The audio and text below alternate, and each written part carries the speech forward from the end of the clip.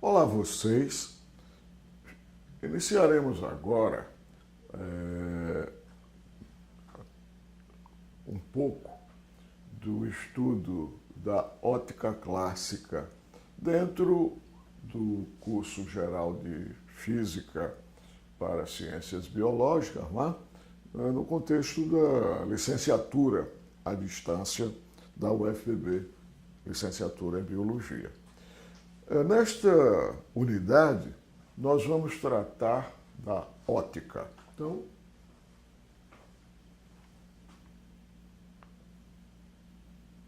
unidade 5, o assunto ótica, que alguns gostam de escrever com este P.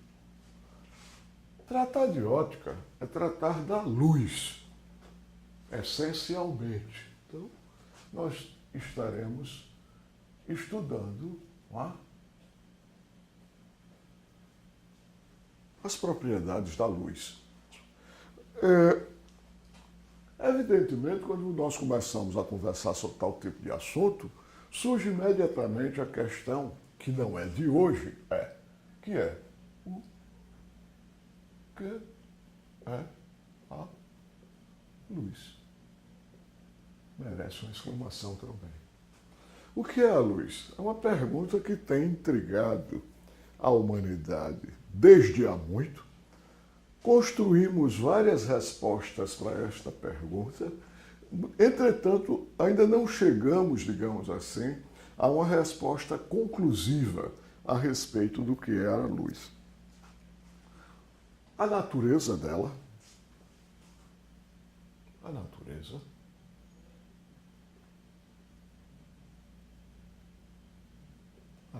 da luz, nos interessa, gostaríamos de saber, as leis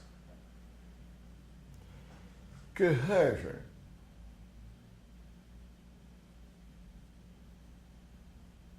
o comportamento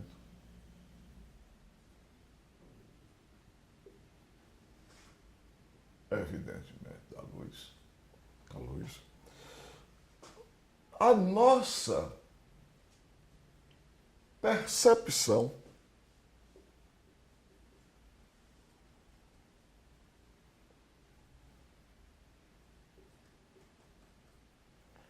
visual, dos objetos, como nós percebemos os objetos do ponto de vista visual, como se dá a visão.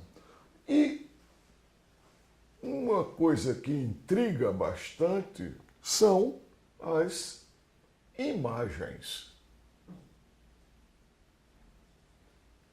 Imagens ópticas dos objetos. Então, são, digamos assim, as questões que estão contidas quando nós estudamos a luz, no contexto do estudo da luz e do estudo da ótica.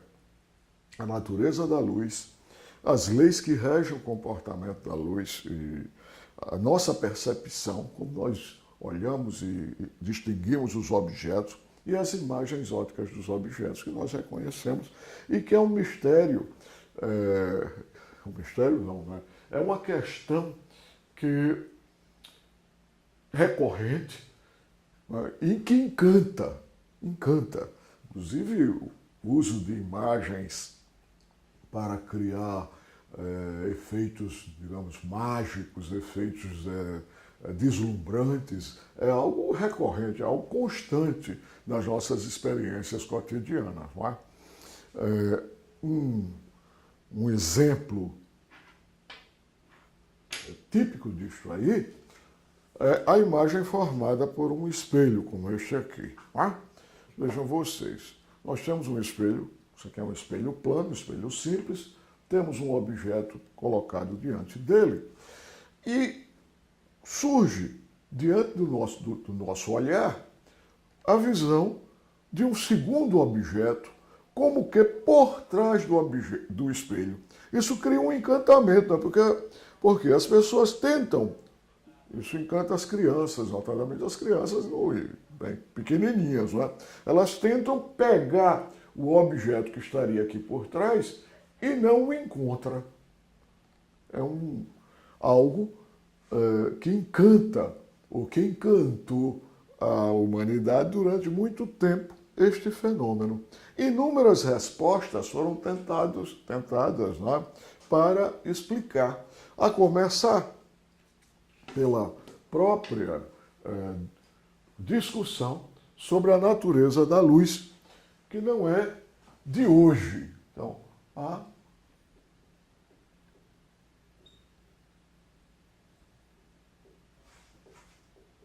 luz.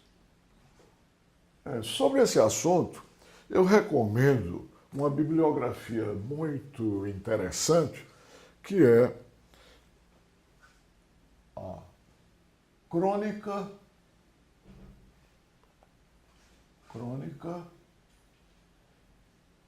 da Ótica Clássica. Esse é um livro do professor José. São textos do professor José Maria Filardo.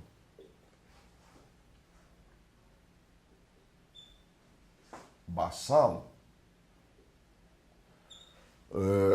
que é um professor na Universidade do Pará e que aqui descreve de forma muito interessante essa história, que tem início, pelo menos, há cerca de 800 anos antes de Cristo, há cerca de 3.000 anos atrás. Não é? E é contada por várias pessoas, entre as quais Homero, Pitágoras, Platão, Aristóteles, e cada um descreviam a luz, tinha uma ideia a respeito da luz. Duas ideias, entretanto, foram sempre presentes. A ideia sobre a natureza da luz é que a luz, ela tem,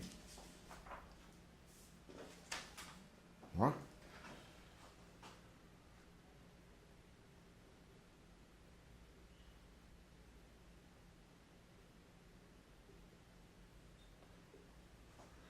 Ela, a luz, seria algo constituído de bolinhas que sairiam do objeto e atingiriam o seu olhar, o seu olho, de tal maneira que você percebe o objeto. Ou então seriam bolinhas que sairiam do seu próprio olhar, do seu olho, atingiriam o objeto e voltaria. Ou bolinhas que viriam do Sol, ou dos objetos ditos luminosos, como o Sol, as estrelas, um vagalume, uma lâmpada, e que atingiriam o objeto, iluminando-o, e dele para o seu olho. Essas ideias foram condensadas numa teoria geral a respeito da luz, chamada teoria corpuscular da luz. Ou seja, a luz como corpúsculos, pequenos objetos. É uma ideia presente nos antigos e que continua com validade sobre vários aspectos até hoje, tem a ver com as ideias atomistas, né, dos antigos pensadores gregos e não apenas. Né? É interessante destacar que essa questão sobre a natureza da luz foi abordada por sábios chineses há 400 anos antes de Cristo, e teve uma solução razoável por um iraquiano por volta do ano 1000 da era cristã, não é? Quando ele estabelece, digamos, a primeira lei do comportamento da luz, para descrever o comportamento da luz. Leiam o texto do professor Bassalo, que além dele ser um texto, o professor ser um ótimo, excelente físico, pesquisador, ele também é um excelente escritor da história da ciência e da história da física em particular. Tem uma extensa obra a respeito disso. A teoria corpuscular da luz, aí já no século XIX, é isso aqui, no século XVIII, ou melhor, século XVII, ela foi, digamos assim, estabelecida. Então a luz tem como natureza bolas, bolinhas, como partículas de luz, né? Por Descartes, René Descartes, que viveu entre 1586 e 1650, por Fermat, Pierre Fermat. A ideia de Fermat é que a luz se propaga de uma forma tal que a trajetória dela é o caminho de menor energia, que gasta menor energia entre dois pontos. Tá? Por isso que muitos acham que a luz sempre se propaga em linha reta. Essa é uma hipótese muito forte a respeito da natureza da luz, a propagação retilínea do raio luminoso. Entretanto, isso tem a ver com propriedades do meio, como nós vamos ver mais adiante. Então, Fermat, que vive nesta época também, 1601 e 1665, e Newton, o famoso Isaac Newton, que desenvolve uma teoria corpuscular para a luz e que viveu entre 1643 e 1727. Não só tem a genialidade de Newton na mecânica, que já falamos em momentos anteriores, como também nos seus trabalhos sobre a ótica tiveram um aspecto fundamental. Outra ideia a respeito da natureza da luz, que já estava presente, por exemplo, entre os antigos, com destaque para Aristóteles, é que a luz seria algo como uma onda num lago, algo que saía do objeto e vinha até o seu olhar, ou sai do seu olhar, vai até o objeto e volta. Mas esse algo não seria corpúsculos, e sim uma vibração de um meio que existiria entre o objeto e o seu olhar. A teoria corpuscular da luz, ela se presta para explicar um conjunto grande de fenômenos. Outra teoria, então, que tomou relevância é a ideia de que a luz tem um comportamento, se comporta como uma onda. Então, nós temos duas teorias a respeito da natureza da luz que convivem até hoje. A luz como corpúsculo, a luz como onda. Nesta mesma época, digamos assim, estudioso que propunha uma teoria ondulatória para a luz é o Huygens, Christian Huygens. Ele viveu, contemporâneo aqui dos demais, 1629 a 1695. Ele participou de um grande debate a respeito disso aqui com Newton, a respeito da teoria da natureza da luz, se a luz seria corpúsculo ou se a luz seria onda.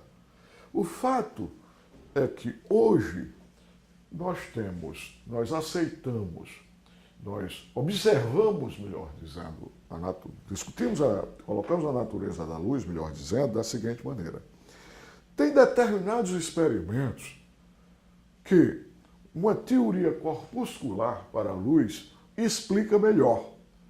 Tem outros fenômenos que uma teoria ondulatória para a luz explica melhor. Então, as duas formas de ver a natureza profunda da luz, elas convivem muito bem porque elas explicam de maneira completa um conjunto grande de fenômenos. A teoria ondulatória, ela explica um conjunto grande de fenômenos, inclusive os fenômenos que a teoria corpuscular não explica. Em compensação, a teoria corpuscular explica um conjunto grande de fenômenos, entretanto, não explica todos os fenômenos que a teoria ondulatória explica. Então, elas se complementam de fato. São ideias complementares e que convivem até hoje, e os experimentos e as observações que fazemos a respeito da luz consideram essas duas possibilidades quanto à natureza. Não é uma ambiguidade, mas uma ambivalência. A luz é corpúsculo, é onda. É algo que é isto, a natureza dela é isto aí. E as explicações nós podemos entender desenvolvendo as teorias que combinam com a teoria, digamos assim, do século da luz. É uma onda eletromagnética.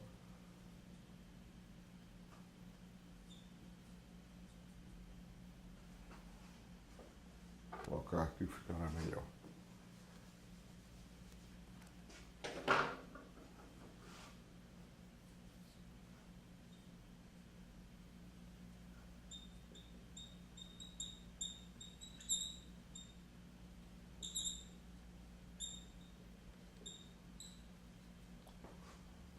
Uma onda eletromagnética, graças a James Clerk Maxwell. E a luz é o fóton, graças a Einstein. Não são apenas essas pessoas, mas elas simbolizam um processo de síntese a respeito da natureza da luz que se dá no início, final do século XIX, início século XX. Então, eis o quadro de ideias, de forma bastante sintética, um quadro sobre a natureza da luz. Onda eletromagnética ou fóton, representada por essas pessoas. Nós vamos nos ater a tentar descrever as leis do comportamento da luz do ponto de vista de experimentos concretos. Então, nosso objetivo, por exemplo, é tentar explicar, ou as leis que regem, a formação das imagens aqui, neste espelho. Como é que isto acontece? Esse é um tipo de espelho. A formação de imagem nesse outro tipo de espelho, que é chamado de um espelho esférico.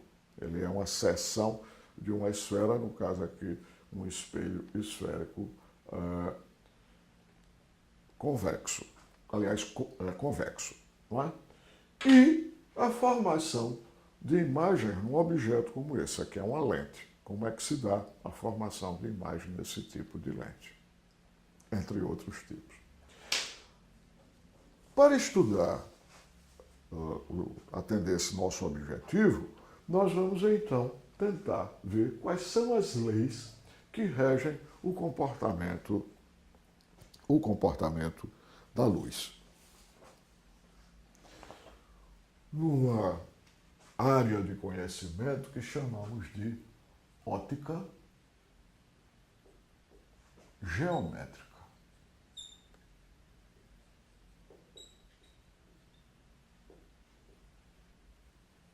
Então, ótica geométrica, ela se fundamenta em três princípios. E ela chama de ótica geométrica, ótica porque são os estudos ópticos, ou estudos da luz, e geométrica porque usa essencialmente os recursos da geometria, desenho dos objetos, para estudar a formação das imagens e descrever as próprias leis que rege o comportamento da luz.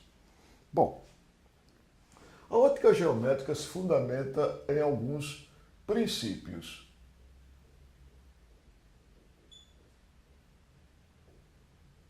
Quais são os princípios da ótica geométrica? Primeiro, propagação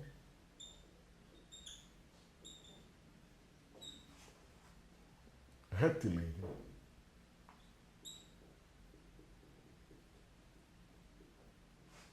da luz. A luz se propaga em linha reta, ela sai de alguma forma do objeto por meio de raios luminosos, né? Raios.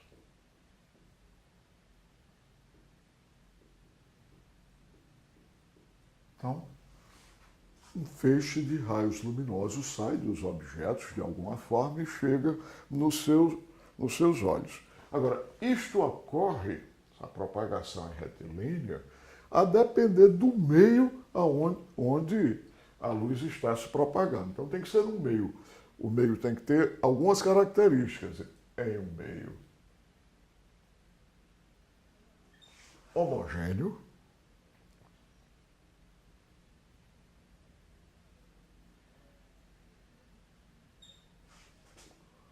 transparente,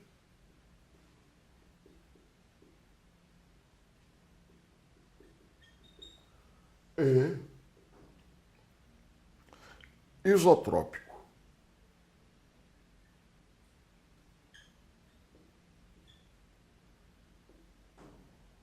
O que é isso? Transparente, essa palavra é do senso comum.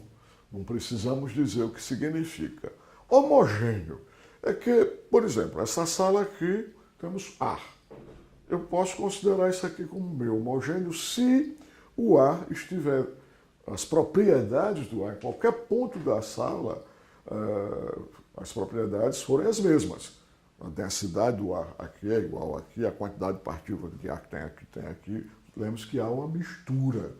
Então, pode ocorrer heterogeneidades. Na realidade, o ar, de fato, não é um meio homogêneo. Aqui tem poeira, aqui tem água, aqui tem várias substâncias espalhadas. Um espirro está cheio de bactéria, de vírus. Então, não é um meio homogêneo. Então, nós temos que ter essa ideia, que temos que ter um meio homogêneo. Essa lente, por exemplo, é uma tentativa de construir um meio homogêneo. Aqui a lente, não é, um material de vidro, procurou construir um meio homogêneo para construir essa lente para poder fazer os experimentos de ótica. Né?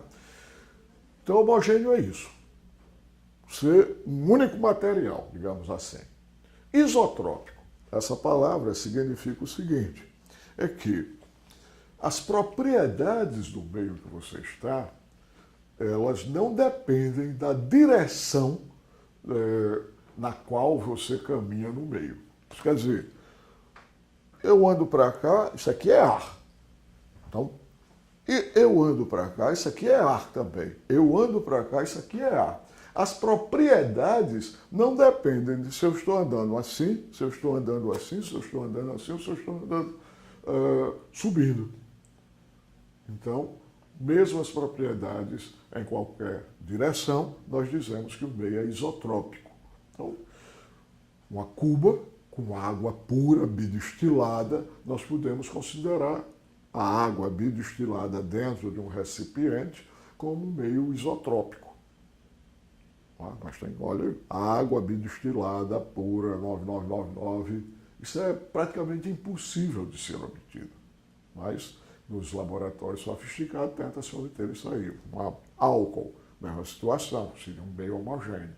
Uma lâmina de vidro construída com detalhes técnicos bastante acurados, seria um meio homogêneo e isotrópico.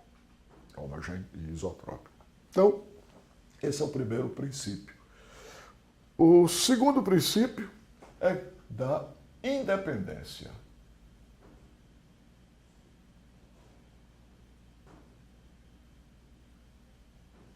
Independência dos raios de Isso quer dizer, quando dois raios de luz, um cruza sobre o outro, eles não interferem um na vida do outro.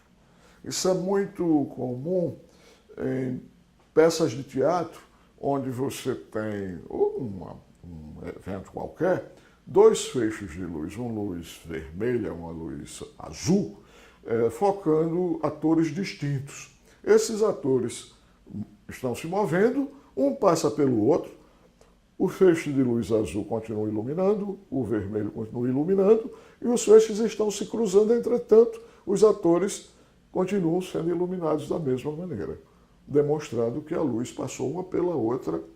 Isso há controvérsias, mas para o que nós queremos estudar aqui é suficiente, os raios de luz são independentes.